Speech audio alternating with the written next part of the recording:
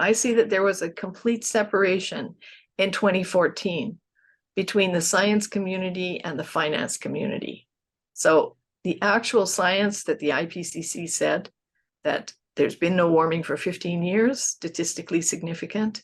And we even have Hans von Storch, who is a German climate scientist, and his lab was the first one to identify human influence on climate.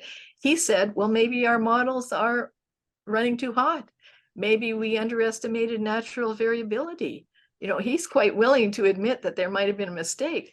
But I think the finance community went, whoa, you know, we got a good thing going here with carbon markets. You have to remember, Mark Carney worked for Goldman Sachs for 13 years before he became a bank governor. Mm-hmm. And Goldman Sachs is really into carbon trading. And there's a big group of big philanthropies in the United States operating under Climate Works.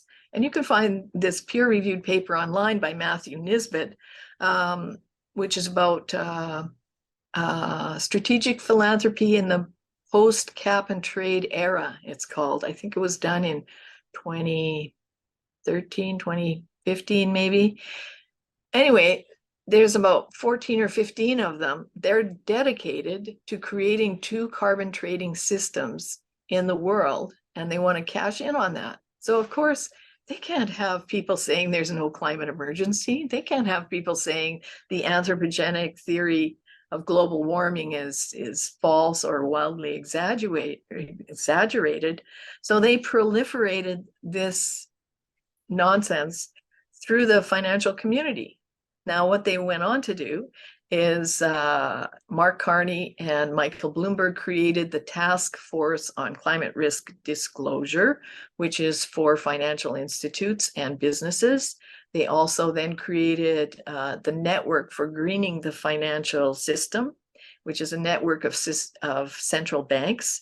And they all use RCP 8.5 and RCP 6, both of which are wildly implausible. And even Roger Pielke Jr. has done a presentation for the National Academy of Scholars. And the title of the presentation is called Climate Misinformation. But he's talking about how the banks are misinforming themselves and the public on climate change. So that split happened around 2014. And the finance community has steamed ahead